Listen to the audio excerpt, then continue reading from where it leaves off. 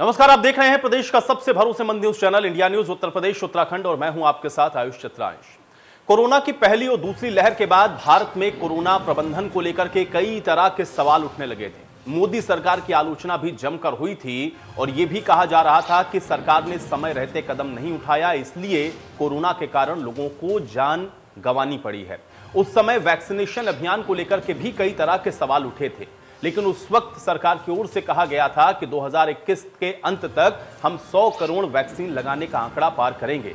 आज जब हम अक्टूबर के महीने में हैं, तो मोदी और योगी सरकार के शानदार प्रबंधन और कोरोना वॉरियर्स की कर्तव्यनिष्ठता के बदौलत आज हम उस माइलस्टोन को पार कर चुके हैं।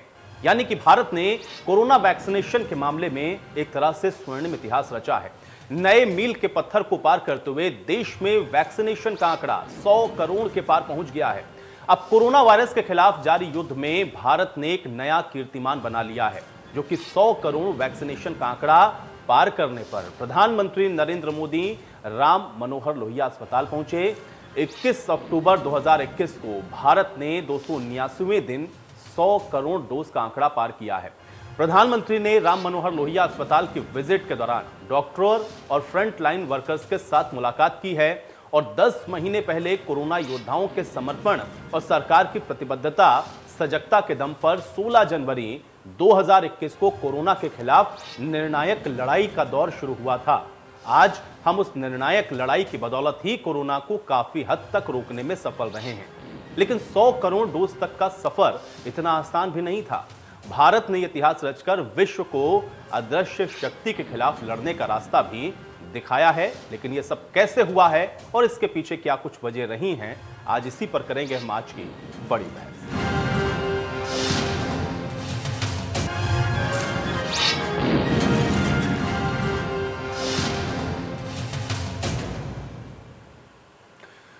तो आपको बता दें कि आज 100 करोड़ डोज लगने का जो आंकड़ा है वो पार किया गया है और इसको लेकर के आज क्या कुछ प्रतिक्रिया के तौर पर कहा गया है, आपको वो सुनवाते हैं। सबसे तेज, सबसे व्यवस्थित और सबसे अच्छा वैक्सीनेशन का ये कैंपेन आज 100 करोड़ के अपने लक्ष्य को प्राप्त कर रहा है।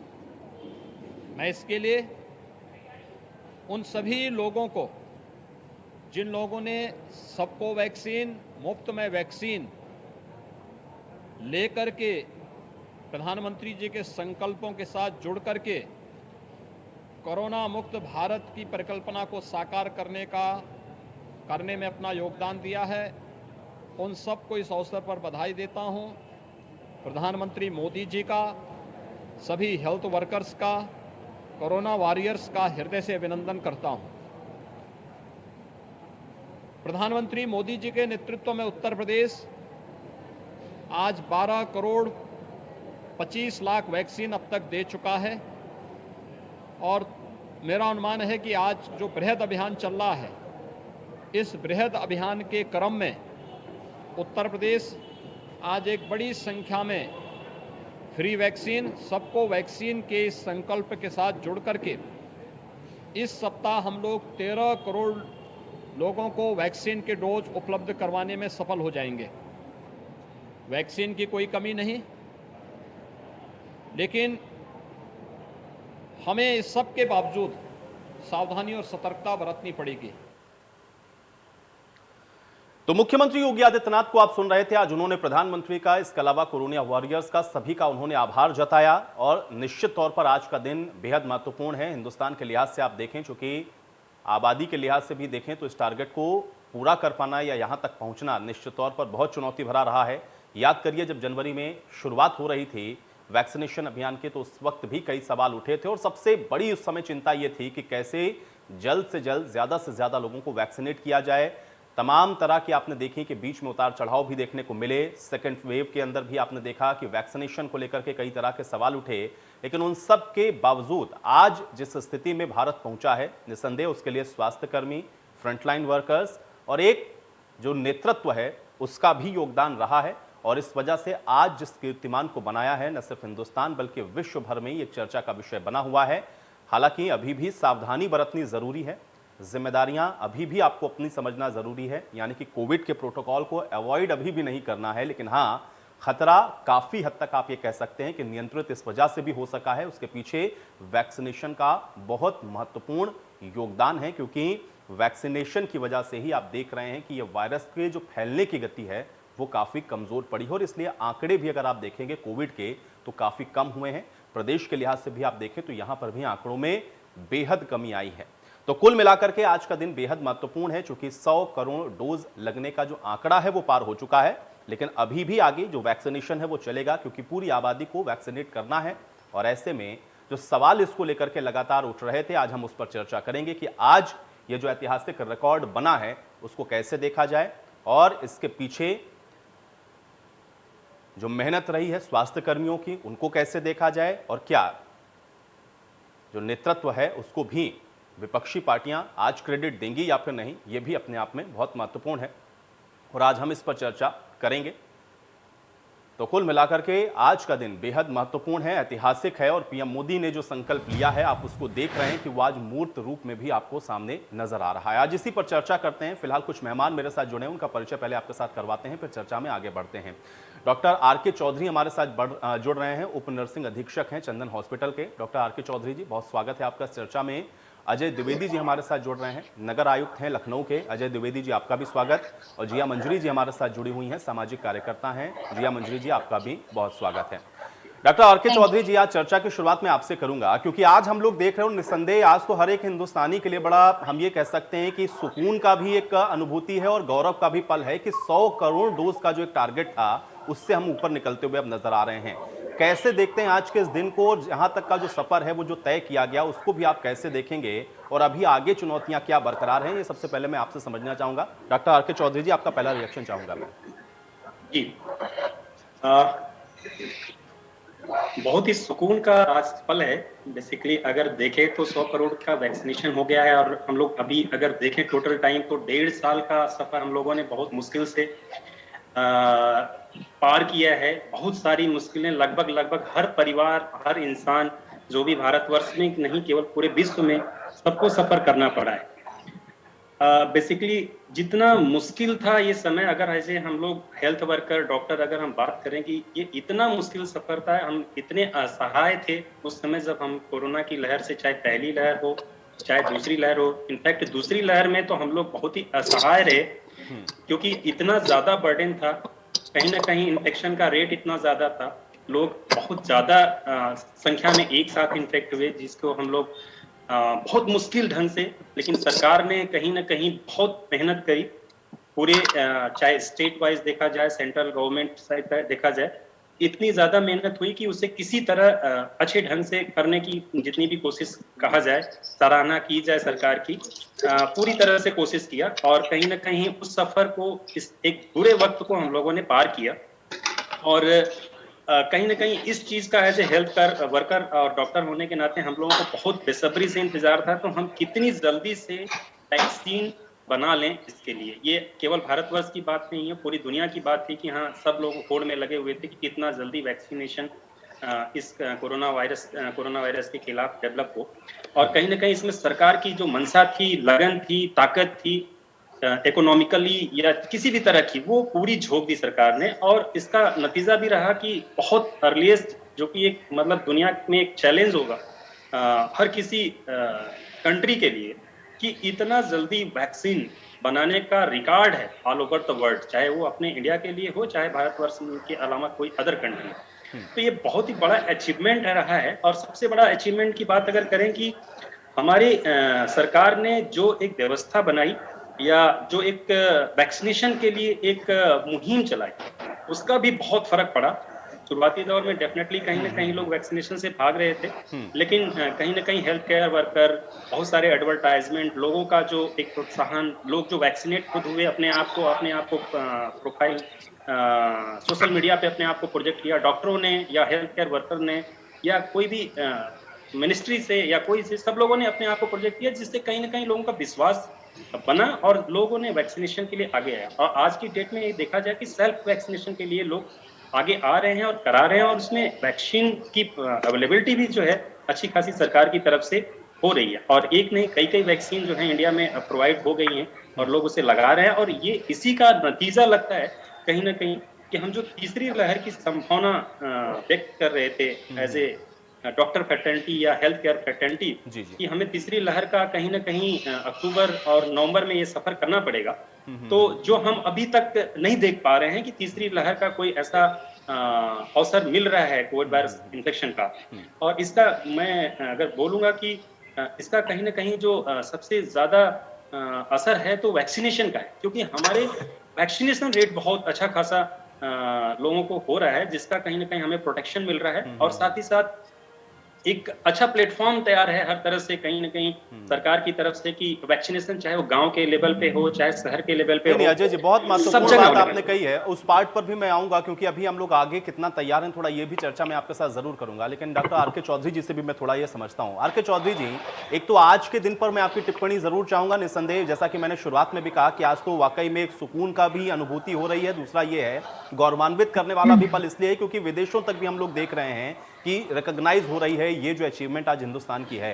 कैसे देखते हैं इसको, और अब तक का जो सफर रहा है वैक्सीनेशन के लिहाज से, आपकी टिप्पणी चाहूंगा मैं। वैक्सीनेशन के हिसाब से हम लोग कहीं ना कहीं बहुत ही एक अच्छा कर रहे हैं। सरकार की उसमें जो मंशा है और सरकार ने जो जिस हिसाब से मैनेजमेंट करा है, उस हिसाब से हम लोग अब 100 करोड़ का वैक्सीनेशन ऑलमोस्ट अब देखें तो हम अपने टाइम फ्रेम से पहले कर चुके हैं। तो ये बहुत ही अच्छी बात है, और कहीं ना कहीं हमारी तीसरी लहर को कंट्रोल करने में इसका बहुत बड़ा अहम भूमिका रहेगा। कार्यकर्ता होने के नाते आप इसको कैसे देखेंगे, और आपका भी मैं इस पर रिएक्शन जरूर चाहूंगा, क्योंकि हम लोगों ने देखा था वो दौर भी जब लोग वैक्सीनेट करवाने के लिए नहीं जा रहे थे, तरह तरह की भ्रांतियां लोगों के बीच में थी। फिर हम लोगों ने पॉलिटिकली भी देखा कि इसको लेकर के किस तरीके से लोग अपने स्टेटमेंट दे रहे थे, बयानबाजियां हो रही थी। लग रहा था कि एक बहुत बड़ा चैलेंज है, कैसे हम लोग उस रास्ते पर चलेंगे। लेकिन आज का जो पल आया है, कैसे देखती हैं? आपका एक टिप्पणी इस पर मैं जरूर चाहूंगा। जी, देखिए, सब सर्वप्रथम मैं बधाई दूंगी भारतीय वैज्ञानिकों को। वैक्सीनेशन को इजाद किया, उसको बनाया, तो ये पहले उनको बधाई, क्योंकि उन्होंने बनाया। और सरकार ने जिस प्रकार से इसमें सक्रियता दिखाई, सपोर्ट किया, और पूरे विश्व में पहली बार ये वैक्सीनेशन इस प्रकार से इतनी जल्दी बन पाया। नहीं तो हमारे यहाँ अभी भी पोलियो की जो ड्रॉप्स आती थी, जो पोलियो की वैक्सीनेशन होती थी, वो बाहर से आती थी कई सालों तक। तो ये बहुत ही महत्वपूर्ण बात है, एक बहुत बड़ा अचीवमेंट है। और 1.5 साल में जो हमने फेस किया as a country, as a Bharat, और जो वर्ल्ड ने फेस किया, इंटरनेशनल जो कम्युनिटी ने फेस किया, वो बहुत ही चैलेंजिंग टाइम था। लेकिन फिर भी कितने धैर्य से हमारी जनता ने और सत्ता पक्ष ने बहुत अच्छे से काम किया इस विषय पे। और दूसरा, मैं बोलूंगी कि डेफिनेटली इतनी चैलेंजिंग थी कि वैक्सीनेशन बन रहा था, लोगों की अपेक्षाएं थी कि बहुत जल्दी वैक्सीनेशन रेडी हो जाए। फिर उसके बाद कितनी मात्रा में बनेगा, उसके बाद में बाहर से जो वैक्सीन आनी थी उसका कंपैरिजन हुआ। और फिर आंतरिक राजनीति, बाह्य राजनीति, अंतरराष्ट्रीय राजनीति के चलते कि नहीं नहीं, इंडिया में जो बनाया है वैक्सीनेशन वो कितना सिद्ध होगा, कितना नहीं सिद्ध होगा, कितना प्रूवन है, कितना नहीं प्रूवन है। बहुत सारे चैलेंजेस के बाद भी आज हम जो आंकड़ा कर पाए हैं इतने समय में, वो बहुत ही ज्यादा प्रशंसनीय है। और मैं बधाई देना चाहूंगी सरकार को, वैज्ञानिकों को, फ्रंट लाइन वर्कर्स को, डॉक्टर्स को, और उसके बाद में जनता को भी, क्योंकि जनता ने इतनी भ्रांतियां सुनने के बाद में भी अपनी बुद्धिमत्ता का प्रयोग किया और डॉक्टरों की बातों को माना और सरकार को सहायता करी। तभी इसी वजह से हम लोग इस आंकड़े को इतने कम समय में अचीव कर पाए। जी, एबिन बेबी जी, क्या आप मुझे सुन पा रहे हैं?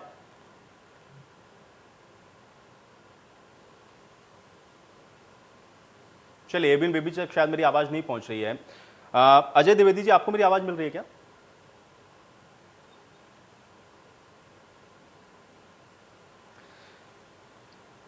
चलिए, डॉक्टर आर के चौधरी जी, मैं आपके पास आता हूं, क्योंकि ये हम लोगों ने ये भी देखा, क्योंकि अभी तो जिस परिस्थिति में हम लोग खैर हैं, इस परिस्थिति में अभी 100 करोड़ जो डोज लगी हैं उस पर हम लोग को लग रहा है कि हाँ चलिए ठीक है, ये बहुत अच्छा था, इसको अचीव भी करना जरूरी था। लेकिन अभी भविष्य की चुनौतियां क्या हैं और उसके लिए हम लोग कितना तैयार हैं, थोड़ा इस विषय पर भी मैं आपसे डिस्कस जरूर करना चाहूंगा। अभी क्या चुनौती है और क्या चैलेंजेस बरकरार हैं?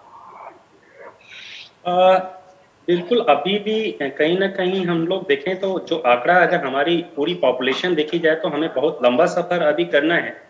डेफिनेटली प्रोडक्शन पार्ट से देखा जाए तो बहुत ही संख्या के हिसाब से देखा जाए तो प्रोडक्शन एक लार्ज लेवल पे चाहिए। अवेलेबिलिटी डेफिनेटली सरकार की तरफ से बनाए रखने की जरूरत है, क्योंकि अगर अवेलेबिलिटी कहीं ना कहीं ब्रेकडाउन होती है तो आम जनता तक ये पहुंचने में मुश्किल होगा। सरकार का कंट्रोल जो अभी तक जैसा वैक्सीनेशन के पार्ट से रहा है, क्योंकि कहीं ना कहीं सरकार ने ये कंट्रोल अपने अंडर में रख के पूरी वैक्सीनेशन शेड्यूल बनाया है, और बहुत ही सराहनीय है कि कहीं ना कहीं अफरा तफरी नहीं मची, कहीं ना कहीं ब्लैक मार्केटिंग नहीं हुई। ये बहुत इंपॉर्टेंट फैक्टर है। जब भी कभी किसी चीज की आवश्यकता बहुत ज्यादा होती है मार्केट में, तो उसकी चाहे स्टोरिंग हो चाहे ब्लैक मार्केटिंग हो, वो बहुत कॉमन हो जाता है। तो ये बड़ी अच्छी बात है कि इसको जिस तरह से इस प्रोजेक्ट को सरकार ने चलाया है, उसे आगे इसी तरह से करे, ताकि कहीं ना कहीं वैक्सीनेशन का जो एक हमारा मुद्दा है ऑल ओवर द इंडिया, इसको वैक्सीनेट करने का लोगों को, वो कंप्लीट हो। क्योंकि अगर हम इसे छोड़ देते हैं बीच में और कहीं ना कहीं इस पे कंट्रोल सरकार का छूटता है, तो डेफिनेटली जो है कहीं ना कहीं ब्लैक मार्केटिंग, अवेलेबिलिटी या कहीं ना कहीं चलिए डॉक्टर आर.के. चौधरी जी, मैं आपको रोकना चाहूंगा। इस बीच एक बड़ी जानकारी है, दर्शकों तक पहुंचाते हैं। इस बीच एक बड़ी और अहम खबर मिल रही है, उत्तराखंड को यूपी सरकार मदद देगी। ये बड़ी और अहम जानकारी इस वक्त हम आप तक पहुंचा रहे हैं। यूपी सरकार 10 करोड़ की मदद उत्तराखंड को देगी। आपको बता दें कि उत्तराखंड में कई जिलों में बाढ़ का कहर देखने को मिल रहा है। भारी बारिश के बाद उत्तराखंड के अंदर स्थितियां सामान्य नहीं हैं, और अब ऐसे में उत्तर प्रदेश सरकार 10 करोड़ की मदद देने वाली है। ये बड़ी और अहम खबर। आसमानी आफत में आप देख रहे हैं कि 50 से ज़्यादा लोगों की मौत हो चुकी है। तमाम तस्वीरें आपने देखी हैं कि किस तरह से जनजीवन वहाँ पर प्रभावित है, और अब मदद के लिए उत्तर प्रदेश सरकार 10 करोड़ रुपए उत्तराखंड सरकार को देगी। ये बड़ी और अहम खबर इस वक्त आपकी स्क्रीन पर है। यूपी सरकार 10 करोड़ की मदद देने वाली है, और उत्तराखंड के कई जिलों में चूंकि बाढ़ का कहर लगातार बरकरार है और बाढ़ की वजह से जनजीवन बुरी तरह से प्रभावित है, और ऐसे में अब उत्तर प्रदेश सरकार ने भी मदद के तौर पर 10 करोड़ की आर्थिक सहायता देने की घोषणा की है। ये बड़ी और अहम जानकारी इस वक्त हम आप तक पहुंचा रहे हैं। तो लगातार उत्तराखंड के अंदर हालात सामान्य करने के लिए प्रशासन लगा हुआ है, लेकिन आर्थिक तौर पर भी मदद देने के लिए उत्तर प्रदेश सरकार ने 10 करोड़ का ऐलान किया है, जो कि उत्तराखंड सरकार को दिए जाएंगे। कई जिलों में बाढ़ का कहर बरकरार है, और यूपी सरकार अब 10 करोड़ की मदद देने वाली है। जिस तरह की स्थितियां इस समय उत्तराखंड में बन रही हैं, उसके बाद अब उत्तर प्रदेश ने भी मदद का ऐलान किया है। रजनीश हमारे साथ, हमारे सहयोगी जुड़ रहे हैं जानकारी के साथ। रजनीश, उत्तर प्रदेश सरकार ने 10 करोड़ की मदद का ऐलान किया है, क्या जानकारी है? देखिए, उत्तर प्रदेश की हमेशा से जब से योगी सरकार बनी है लगा मदद करती रही है। उसी क्रम में मुख्यमंत्री योगी आदित्यनाथ जी, क्योंकि पड़ोसी होने का धर्म अदा किया है, उन्होंने 10 करोड़ रुपए का तत्काल आर्थिक मदद करने का ऐलान किए हैं। जी शुक्रिया रजनीश इस बातचीत और जानकारी के लिए।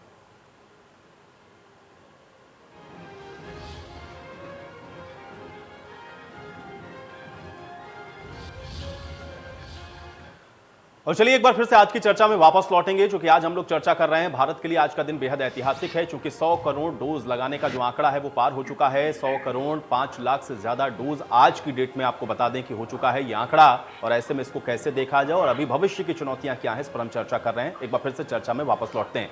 एबिन बेबी जी, क्या आप मुझे सुन पा रहे हैं?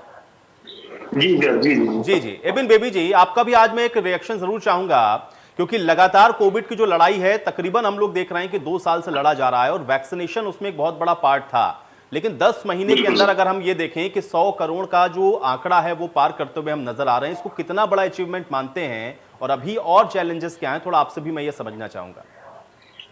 बिल्कुल सर, एक्चुअली ये सब चीज ऐसा होता है कि सारे लोगों का एक साथ जुड़ के काम करने का एक रिजल्ट हमारे सामने है कि हम 100 करोड़ वैक्सीनेशन हम पूरा इंडिया में हम लोग लगा पाए।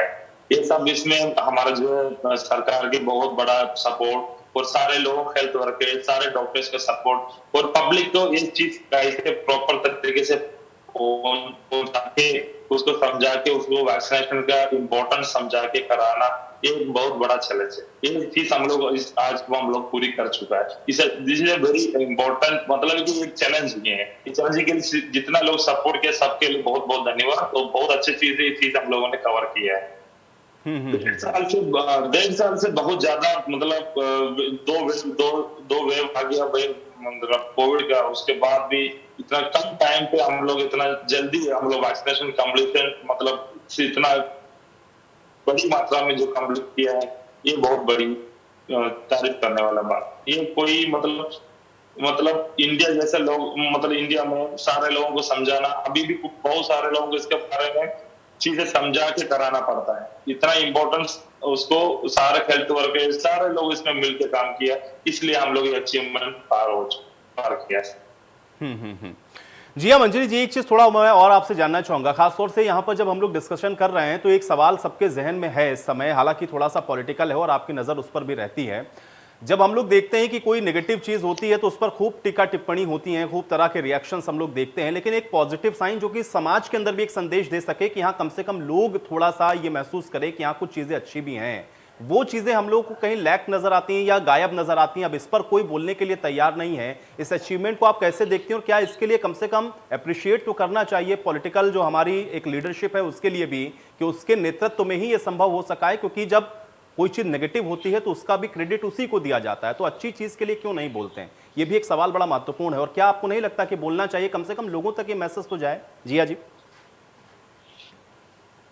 एग्जैक्टली बिल्कुल सही बोल रहे हैं आप कि देखिए जैसे हुआ था कि वैक्सीनेशन मत कराइए, वैक्सीनेशन से फर्टिलिटी कम हो जाएगी या इस प्रकार की नपुंसकता हो जाएगी, ऐसी भी कितनी बातें फैलाई गई थी। और वैक्सीनेशन से पता नहीं क्या किया जा रहा है, वैक्सीनेशन तो बहुत खराब है, पानी लगा दे रहे हैं, and what all they could have done. और उसके बाद भी जनता को इतना भ्रमित किया गया, फिर भी जनता जनार्दन समझदार हो रही है और समझ रही है अपने आप कि उसको क्या करना चाहिए और कौन मूर्ख बना रहा है और कौन काम कर रहा है। दूसरी बात की प्रोग्रेसिव कंट्री में हमेशा एक पॉजिटिव काइंड ऑफ एटमॉस्फेयर होना चाहिए, जहां पे कि अगर आप गलत करें तो उसको दिखाया जाए और अगर आप सही करें तो उसको अप्रिशिएट किया जाए। इट शैल बी इन मतलब वो राजनीति का क्षेत्र हो चाहे वो किसी और क्षेत्र में हो, सभी क्षेत्रों में एक अच्छा इस प्रकार का भाव यदि होता है तो चाहे कोई भी पार्टी आए, चाहे कोई भी सत्ता परिवर्तित होती रहे, लेकिन काम अच्छे से होता है और जनता भी उसमें बढ़ के रुचि लेती है। किंतु जो अभी हालत चल रही है वो ऐसी है कि यदि कोई अच्छा काम भी हो रहा है और उसपे लगता है कि यदि अच्छा हो जाएगा तो उसमें अड़ंगे डालने की बहुत सारी कोशिशें की जाती है, क्योंकि गलत प्रकार का बिहेवियर है। हमेशा पक्ष अच्छा होने से ही काम नहीं चलेगा, विपक्ष को भी बहुत अच्छा होना पड़ेगा जनता के प्रति। जब वो ये सोचेंगे कि किस चीज से जनता को फायदा है, तभी देश में परिवर्तन और तेजी से आएगा और देश और जल्दी प्रोग्रेसिव बनेगा, प्रोग्रेसिव से। जी डॉक्टर आर.के. चौधरी जी, अभी भी चूंकि आप एक डॉक्टर हैं, आप लोगों की बातों को तो कम से कम जनता गंभीरता के साथ लेती है और उनको ये पता है कि डॉक्टर साहब कह रहे हैं तो हमको इस चीज का भी पालन करना है। वैक्सीनेशन में निसंदेह आज का दिन बहुत ऐतिहासिक है, हम लोग एक अच्छे मोड़ पर खड़े हुए हैं, लेकिन अभी भी चूंकि मैं बार बार इस चीज का जिक्र आपके साथ इसलिए कर रहा हूं क्योंकि आपके थ्रू मैं चाहता हूं कि ये मैसेज पहुंचे। चैलेंजेस अगर हैं, चुनौतियां हैं, क्योंकि थर्ड वेव को लेकर प्रेडिक्शंस थे, वो बात अलग है कि हाँ ठीक है, चलिए अभी उस चीज की जो सुगबुगाहट है वो हमको कहीं दिख नहीं रहे और भगवान करे ऐसा ही हो, लेकिन फिर भी लोगों के लिए आप क्या बता सकते हैं? लोग कैसे अभी भी सतर्क रहें, क्योंकि अब हम लोग देख रहे हैं फेस्टिवल का सीजन है, धीरे धीरे सारी चीजें ऑलमोस्ट बैक टू नॉर्मल हैं। लोगों को अभी क्या विशेष एहतियात बरतने की जरूरत है और किस चीज पर अभी भी फोकस करने की जरूरत है प्रशासनिक स्तर पर भी? थोड़ा सा मैं वो भी आपसे समझना चाहूंगा डॉक्टर आर.के. चौधरी जी। बिल्कुल हमें एहतियात जो है, जब भी कोई एपिडेमिक डिजीज होता है जो कि कहीं नहीं कंटेजियस होता है या ट्रांसमिटेड डिजीज जब भी होती है, और हमेशा वायरल केसेस में ट्रांसमिटेड डिजीज होती है, तो सबसे इम्पोर्टेंट फैक्टर जो कि आज से नहीं पिछले 1.5 साल से ये बात हर प्लेटफॉर्म पे, चाहे डॉक्टर कटंटी हो, चाहे न्यूज चैनल हो, चाहे सोशल मीडिया हो, सारे प्लेटफॉर्म पे सिर्फ एक ही बात सिखाई जा रही है कि आपको ट्रांसमिशन रोकने के लिए बेसिकली मास्क का यूज करना, हैंड सैनिटाइजेशन करना एंड सोशल डिस्टेंसिंग करना। जब भी हमारा एक्टिव फेज था, जब भी हमारा लहर, पहला लहर हो, दूसरा लहर हो, उस लहर के समय तो स्ट्रिक्टली इसे फॉलो, चाहे हमारे एडमिनिस्ट्रेशन के थ्रू, चाहे लोगों ने खुद समझा किया। लेकिन अब एक समय आया जहां पे कहीं ना कहीं जो है अब फेज डाउन हुआ, कहीं ना कहीं इन्फेक्शन रेट कम हुआ, धीरे धीरे एक पीक से हम डाउनवर्ड ट्रेंड में चले गए। ऑलमोस्ट अभी नॉर्मलाइज फेज में सब कुछ चल रहा है। जिन पूरे इंडिया में अगर देखा जाए तो ऑलमोस्ट एक दो स्टेट छोड़ करके बाकी सब जगह जनजीवन एकदम से नॉर्मल हो गया है। लेकिन कहीं ना कहीं ये चीज जब भी क्योंकि वायरस कभी भी, ये अभी तक हम लोग अगर देखें तो ये नहीं बता पाया कि हाँ किस फेवरेबल कंडीशन में वायरस का फिर से डेवलपमेंट होगा या ट्रांसमिशन ज्यादा होगा। तो हम अपनी तरफ से एहतियात यही बरत सकते हैं कि हमें अभी भी जब भी कॉमन गैदरिंग हो वहां पे हमें इन सब चीजों का ध्यान रखना है। तो गैदरिंग को रोकना है। जब भी कोई फेस्टिवल सीजन है तो कोशिश करें कि फेस्टिवल सीजन में आप मास्क लगा करके जाएं, आप एक डिस्टेंस बना के जाएं। बहुत ज्यादा जरूरी नहीं हो अगर तो भीड़ भाड़ बहुत देर तक के लिए न लगाएं। ये एक एहतियात ऐसा है जो हमेशा के लिए कोरोना वायरस के लिए रहेगा। इस पे कोई भी चेंज नहीं किया जा सकता। इसे जितना सख्ती से पालन कर सके कोई या सेल्फ इसको इम्प्रोवाइज कर सके अपने ऊपर, उसे जरूर करना चाहिए। दूसरी बात जो मैं कहना चाहूंगा कि सेकंड जो बात है वो कहीं ना कहीं जैसे जिया मंजरी जी ने बोला कि हाँ जनता जो है अपने आप से कहीं ना कहीं अपने आप को ये इतना समझदार बन रही है कि वैक्सीनेशन पार्ट को वो अवॉइड ना करे, नेग्लेक्ट ना करे, उसे कहीं ना कहीं अच्छे ढंग से ले, पॉजिटिव वे में ले। और अपोजिशन जैसे कहते हैं जो कि एक थोड़ी सी पॉलिटिकल बात हो गई, लेकिन इसमें add on as a doctor faculty होने के नाते मैं जरूर करना चाहूंगा कि अपोजिशन कभी कोई भी अच्छा काम दुनिया में या अपने इंडिया में कोई भी अच्छा काम हो तो हर किसी को उसका एप्रिसिएशन जरूर करना चाहिए। जैसे कि आप जब कोई भी बुरा काम होता है तो करते हैं, तो जब भी अच्छा काम हो तो चाहे अपोजिशन हो चाहे पोजिशन, कोई भी उसे अप्रिशिएट करना चाहिए और लोगों को एजुकेट करना चाहिए, ताकि ज्यादा से ज्यादा कोई चीज, अगर कोई ऐसा चीज दुनिया में या इंडिया में हो रहा है जिससे लोग फायदे में जाते हैं या जिससे उनका हेल्थ प्रोटेक्शन होता है, तो उसे जरूर अप्रिशिएट करेंगे तो लोगों में ज्यादा एक्सेप्टेंस आएगा, जनता में ज्यादा एक्सेप्टेंस आएगा। क्योंकि डेफिनेटली हमारी इंडियन पॉपुलेशन में लिटरेसी जो है, पॉवर्टी, लिटरेसी या समझदारी किसी मेडिकल चीज को लेकर के या हेल्थ रिलेटेड चीज को लेकर के या कोई डिजीज को लेकर के बहुत ही पुअर है। क्योंकि हम लोग आज भी टीबी के लिए लड़ रहे हैं कि ट्यूबरकुलोसिस का हम लोग तो 2025 तक इल्यूमिनेट करने की बात कर रहे हैं, लेकिन कहीं ना कहीं इतना ज्यादा बढ़े। तो कहीं ना कहीं अगर सब लोग मिलकर के किसी चीज के लिए अप्रिशिएट करता है, सपोर्ट करता है, एजुकेट करता है, तो डेफिनेटली इसका फायदा हर किसी को होता है। किसी एक अपोजिशन या पोजीशन की बात नहीं होती। तो ये भी बहुत इंपॉर्टेंट है कि हर किसी को यही तो समझना है ना डॉक्टर आर के चौधरी जी। इसीलिए हालांकि ये कोई पॉलिटिकल चर्चा थी नहीं, लेकिन कंसर्न मेरा सिर्फ इतना था क्योंकि जब आप वैक्सीन को लेकर के, वैक्सीन की अवेलेबिलिटी को लेकर के, वैक्सीन कितनी कारगर है इसको लेकर के, फिर वैक्सीन की कमी हो गई है इसको लेकर के तमाम तरीके की बातें कह सकते हैं, तो जब 100 करोड़ का आंकड़ा पार हो रहा है तो कम से कम उस पर भी बोलना चाहिए, जनता को ये मैसेज जरूर देना चाहिए। मैं इस विषय पर थोड़ा और चर्चा करूंगा, एक छोटे से ब्रेक के लिए यहां पर रुकेंगे और ब्रेक के बाद इस चर्चा को यहीं से आगे बढ़ाते हैं। प्रस्तुत करता है doctor ortho Ayurvedic oil and capsule, जोड़ों के दर्द की बेजोड़ दवा। सह प्रायोजक है पेट सफा आयुर्वेदिक चूर्ण, पेट सफा तो हर रोग दवा। कोरोना वैक्सीनेशन का आंकड़ा 100 करोड़ के पार। पीएम मोदी के सामने बनारस के दिव्यांग अरुण राय को लगा 100 करोड़वां टीका। सीएम योगी ने कहा देश में अब तक रिकॉर्ड तोड़ वैक्सीनेशन।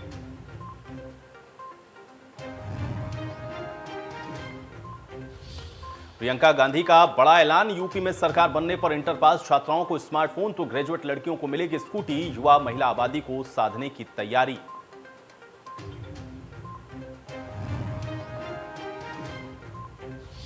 आगरा की घटना पर मायावती ने सरकार को घेरा। आज मृतक सफाई कर्मी के परिजनों से मिलेगा बीएसपी का दल। कल प्रियंका गांधी और आप सांसद संजय सिंह ने पीड़ित परिवार से की थी मुलाकात।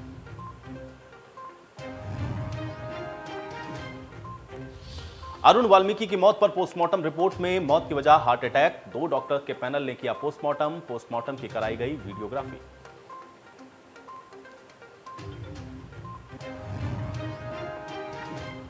तो ब्रेक के बाद आप सभी का स्वागत है। आज बड़ी बहस में हम लोग चर्चा कर रहे हैं 100 करोड़ वैक्सीनेशन की डोज लगने, ये अपने आप में हिंदुस्तान के लिए आज गौरव का क्षण है। और गौरव की बात इसलिए भी है क्योंकि जब भी आप अपने इर्द गिर्द या फिर आप पूरे वैश्विक परिदृश्य में भी देखेंगे तो ये आंकड़ा भारत ने जिस तरीके से प्राप्त किया है वो वाकई में पूरे विश्व में चर्चा का विषय बना हुआ है। और निस्संदेह भारत के अंदर जैसी परिस्थितियां थीं या फिर जिस तरह से इस वैक्सीनेशन ड्राइव को चलाया गया है वो किसी बड़े चैलेंज से कम नहीं था। और जब ये बात कही जा रही थी कि हम दिसंबर तक 100 करोड़ कर देंगे तब इस पर भी सवाल थे, लेकिन अक्टूबर में ही ये आंकड़ा 100 करोड़ को पार कर रहा है ना, यानी कि निस्संदेह इसका जो क्रेडिट है वो स्वास्थ्य कर्मियों को, फ्रंटलाइन वर्कर्स को और एक अच्छी लीडरशिप को जरूर देना चाहिए। और आज इसी पर हम लोग चर्चा कर रहे हैं कि आज 100 करोड़ का आंकड़ा तो हमने पार किया है, लेकिन भविष्य की चुनौतियां क्या हैं और अभी भी हमको कितना सावधान, सतर्क और अलर्ट रहने की जरूरत है। चर्चा में एक बार फिर से वापस लौटते हैं। एबिन बेबी जी, मैं आपके पास आता हूं, क्योंकि अभी आप ये कह रहे थे कि कुछ लोग अभी भी वैसे हैं जिनको समझाने में अभी किस तरीके की जो प्रॉब्लम्स है वो हैं। कुछ लोगों के बीच में हो सकता है कि अभी भी इसको लेकर के कुछ भ्रांतियां हों, लेकिन आज जिस स्टेज पर हम लोग खड़े हुए हैं या फिर जिस तरह से हम लोगों ने देखा कि वैक्सीनेशन के प्रति अब ज्यादातर लोग जागरूक हो गए हैं, खुद जाकर के अपने आप को वैक्सीनेट करा रहे हैं, ये जो माहौल बना है उसको आप किस तरीके से देखते हैं और क्या आपको लग रहा है कि यही एक बहुत बड़ा कारण है कि हम लोग देख रहे हैं कि जो आंकड़े हैं वो बिल्कुल कम होते हुए, या उत्तर प्रदेश के लिहाज से भी हम देखें तो अब बहुत कम हो गया है केसेस का आना या उनका डिटेक्ट होना? क्या इसके लिए वैक्सीनेशन को हम लोग को क्रेडिट देना चाहिए? बिल्कुल, वैक्सीनेशन का एक सबसे बड़ा रोल है, क्योंकि वैक्सीनेशन के बिना इम्यूनिटी वो सारी चीज जो गवर्नमेंट ने जितना भी स्टेप लिया है यूपी सरकार के लिए, पूरे इंडिया के लिए जो स्टेप गवर्नमेंट ने लिया है एकदम क्लियर, सारे लोगों को बताने का तरीका और सारा चीज सिंपल लैंग्वेज पे सारे चीज अच्छे से उसको समझाया। बहुत सारे ऐसा लोग थे कि जो पढ़े लिखा भी नहीं है, उन्हीं लोगों के लिए भी उन लोग भी आके खुद आके वैक्सीन लगाने का स्थिति आ गया। ये एक बहुत अच्छी बात है। और तभी कुछ लोग ऐसा भी होता है कि उन लोगों को ये चीज को थोड़ा सा समझना, मतलब वो चीज अभी उतना ज्यादा है नहीं, तभी कुछ लोग अभी भी है, बट वो ऑलमोस्ट जो मेन जो हम लोग जो दिक्कत हम लोग फेस किया था वो अभी ऑलमोस्ट पूरी हो ही गया है। बट अभी भी जो पॉइंट्स पे है लोग, उन लोगों को अभी भी थोड़ा सा हम लोग उसमें अच्छे से काम कर रहे हैं। जी हाँ मंजरी जी, चूंकि अब आप एक सामाजिक कार्यकर्ता हैं, थोड़ा सोशल अगर उसको हम लोग समझने की कोशिश करें, एक तो लोगों की अवेयरनेस, निस्संदेह लोग गए, लगवाया, अपने आप को वैक्सीनेट करवाया, लेकिन इन सब के बीच में जो चुनौतियां थी, चूंकि हम लोग जब कंपेयर करते हैं, खासतौर से जब हम लोग डेवलप कंट्रीज के साथ कंपेयर करते हैं, तो उनका इंफ्रास्ट्रक्चर या उनके पास जिस तरह की व्यवस्थाएं हैं वो निस्संदेह हिंदुस्तान के पास नहीं थी। लेकिन इसका क्रेडिट फिर किसको दिया जाएगा? फ्रंटलाइन वर्कर्स, हमारे स्वास्थ्यकर्मी, हमारी पॉलिटिकल लीडरशिप, कैसे ये संभव हो सका है, इसको आप कैसे देखेंगे? और थोड़ा सा इसका मैं विस्तार चाहता हूँ। जी हाँ मंजरी जी। जी डेफिनेटली पॉलिटिकल लीडरशिप, डेफिनेटली उसको तो क्रेडिट मिलेगा ही मिलेगा। और क्योंकि देखिए क्या है कि अब तक हम हमेशा आयात करते आए थे चीजें, निर्माण करने की जो पद्धति बनी है कि पिछले 2 सत्रों से अधिक आप देख रहे होंगे कि मेक इन इंडिया जो एक कॉन्सेप्ट आया है हर विषय, हर जगह पे, चाहे वो आईटी का क्षेत्र हो, चाहे वो मेडिकल का क्षेत्र हो, चाहे वो कोई भी क्षेत्र हो, तो जो मेक इन इंडिया कॉन्सेप्ट है वो डेफिनेटली मोदी जी की लीडरशिप में आया और अच्छा काम कर रहा है और लोगों को विश्वास हो रहा है। देखिए हम पहले भी बहुत ज्यादा, अगर आप हिस्ट्री में जाएंगे तो हम बहुत ही ज्यादा डेवलप्ड कंट्री थे। जब लोगों के यहाँ स्कूल नहीं होते थे तो हमारे यहाँ न जाने कितने सैकड़ों गुरुकुल चलते थे। तो हम बड़ी ही बहुत एडवांस सिविलाइजेशन से हैं, लेकिन वो जो धीरे धीरे आप कहें कि वो एक कॉन्फिडेंस लेवल गिराया गया भारत का, किंतु इस बार जो कुछ समय से दिख रहा है, पिछले 14 सालों से दिख रहा है, बराबर वो बूस्ट हो रहा है, नो डाउट। और सभी क्षेत्रों में वो बढ़ चढ़ के दिखाई दे रहा है। बच्चे भी जो है वो अपना बहुत अच्छे से परफॉर्म कर रहे हैं, डॉक्टर्स भी they are ready to do new inventions, scientist are working hard, so everybody is giving their part. वो हर कोई मिल करके जो इस प्रकार से हाथ में हाथ मिला करके जो आगे बढ़ रहे हैं, तो बहुत अच्छी चीज है ये। और जो ये वैक्सीनेशन वाला जो एक हमारे यहाँ पे जो ये ड्राइव हुआ है, ये बहुत ही अच्छा हुआ है और आगे हमें बिल्कुल सतर्क रहना चाहिए इस विषय पे, क्योंकि देखिए अभी क्या है कि मौसम बदलेगा, खास तौर से बच्चों का वैक्सीनेशन नहीं हुआ है अभी, तो सबसे ज्यादा ध्यान रखने योग्य ये चीज है कि बच्चों को कैसे बचाना है, छोटे बच्चों को कैसे बचाना है। तो क्योंकि बड़े और जो मिड एज के थे उनका तो हो चुका है वैक्सीनेशन, किंतु बच्चों को कैसे हम उससे बचाएं। तो I really appreciate and say all the best to the government. और बाकी विपक्ष को भी कहूंगी कि आने वाले समय में कोई भी भ्रांति ना फैलाएं, बस आप जनता से प्यार करें। सत्ता तो होती रहेगी, राजनीति होती रहेगी, किंतु यदि जनहानि हुई तो फिर बहुत ज्यादा कष्ट वाली बात है। तो ऐसे कारण नहीं क्रिएट होने चाहिए जिससे कि जनहानि हो। और सत्ता पक्ष बहुत अच्छे से कार्य कर रहा है इस विषय पे। और देखिए इसमें ई हेल्थ ने बहुत अच्छा काम किया, जैसे ऑनलाइन, बिकॉज मैं आईटी क्षेत्र से भी हूँ, तो ऑनलाइन जो इसके अंदर आप देखें कि वैक्सीनेशन बुक करना and then you are allocating the centre और उसके बाद वहां पहुंचना, तो बहुत ज्यादा पेपर वर्क कंजम्पशन खत्म हुआ इससे, फास्ट हुआ इससे प्रोसेस। तो ई हेल्थ ने बहुत अच्छा काम किया। तो डेफिनेटली सरकार ने एक तरीके से एक बहुत ही एडवांस प्रोसेस इसका प्रस्तुत किया है।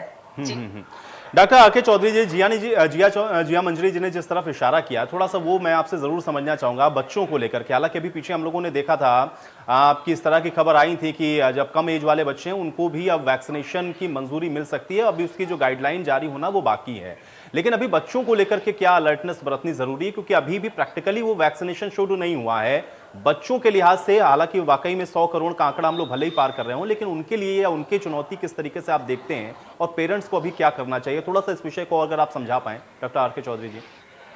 जी एक्चुअली जो वैक्सीनेशन पार्ट है, डेफिनेटली जैसा आपने बताया कि अभी हमारा शेड्यूल्ड गाइडलाइन या एक्टिव फेज में नहीं है, कहीं ना कहीं हम उसे अभी वेट ही कर रहे हैं कि हाँ वैक्सीनेशन पार्ट कहीं ना कहीं जल्दी से अवेलेबल हो जाए जिसको हम लोग वैक्सीनेट कर सकें बच्चों को।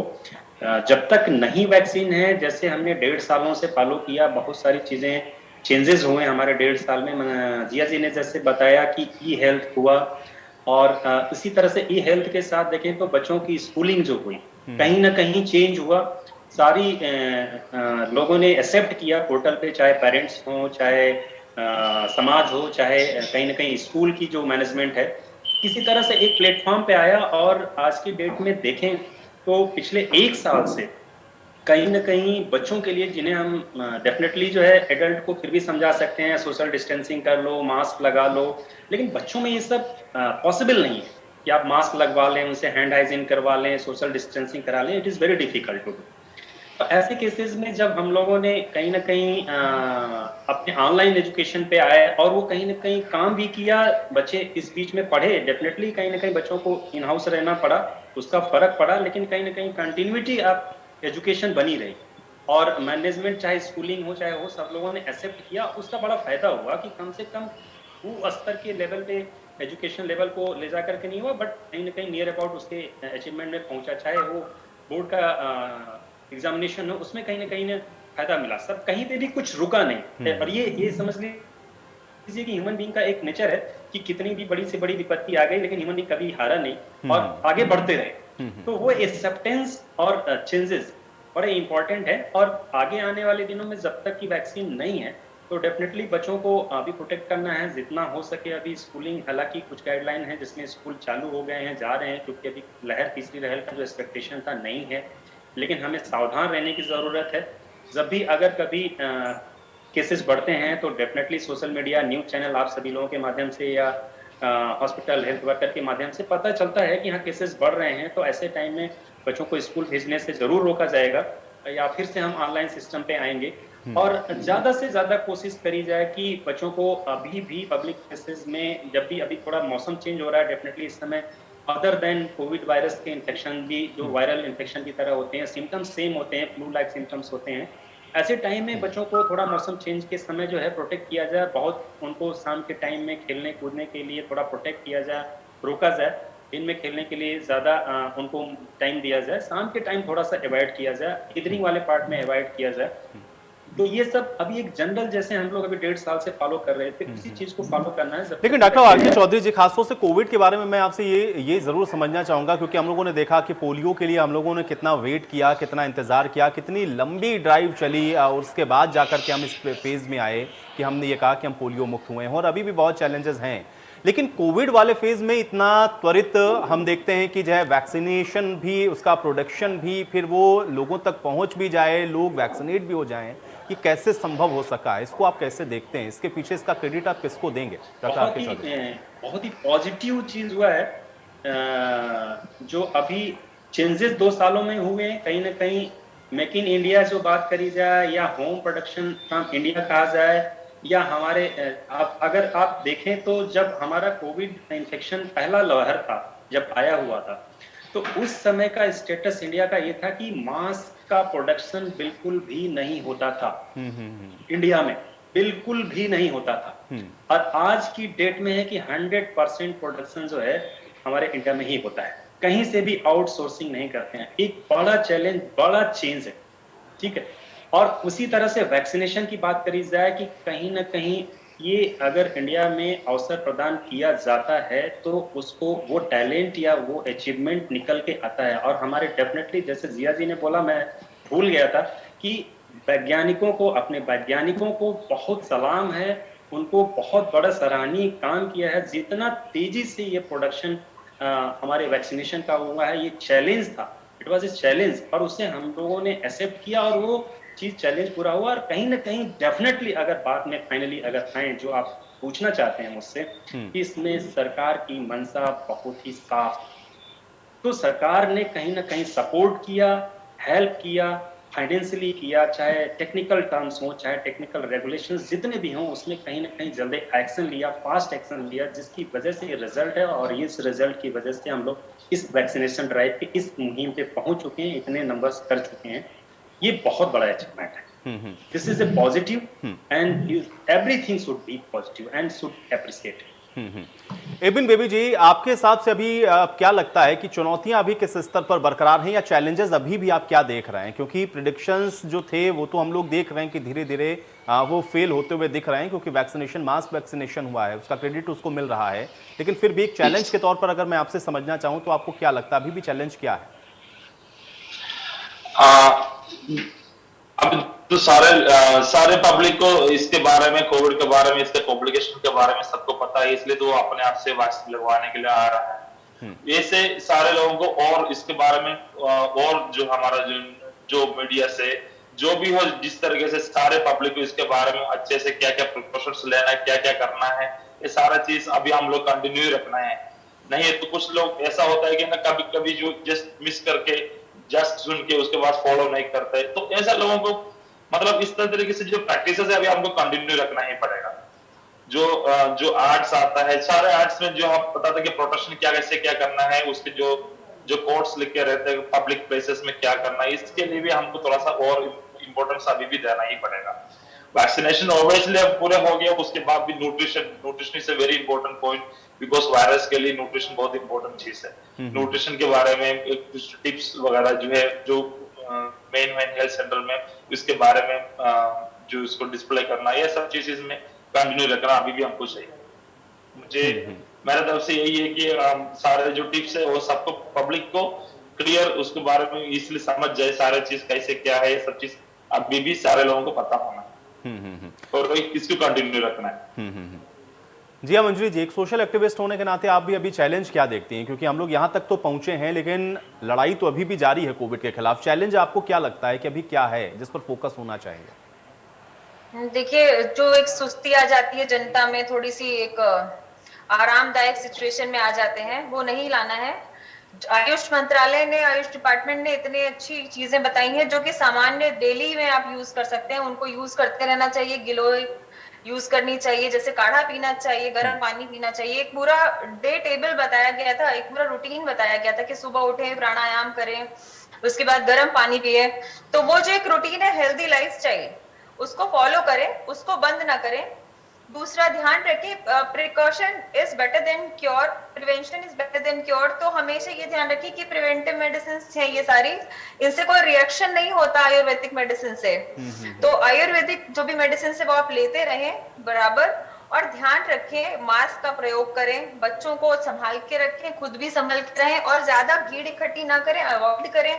जितने जो भी हमारे जो रूल्स रेगुलेशंस बताए गए थे, जब तक मैक्सिमम ऑफ वैक्सीनेशन ड्राइव नहीं हो जाती है तब तक हमें सक्रियता से उन सभी चीजों को फॉलो करना चाहिए। और देखिए